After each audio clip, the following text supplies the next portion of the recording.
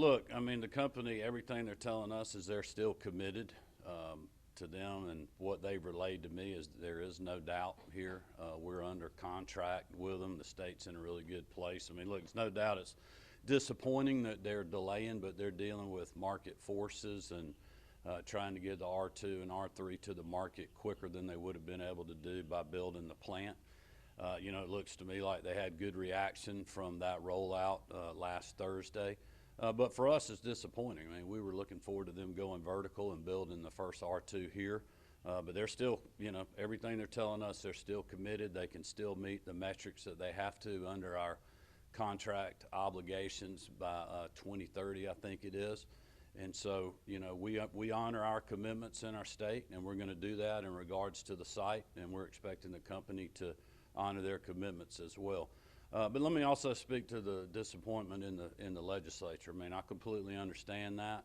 We have worked with them a lot on this project, and I understand their frustration, and I think Commissioner Wilson did a good job laying out yesterday how valuable that site is, but also our obligations on that site.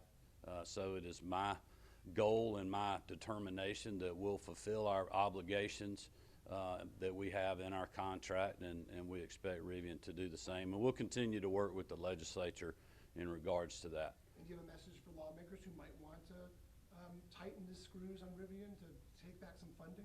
Well, I understand that they're frustrated, but you know, a lot of the things that we're doing are tied to the site. So interchanges, road projects. Obviously, we've already done the grading, so that's bringing value to that site. That site's a lot more valuable today than it was a year ago. So we'll continue to work with them, make sure they're educated on that issue. And, you know, I understand they're frustrated, but also, you know, we don't want to send any signals either that says, hey, Georgia's going to renege on our commitments, whether it's to Rivian or any other companies that we're working with now that are coming to our state. I think that would be bad for our business environment.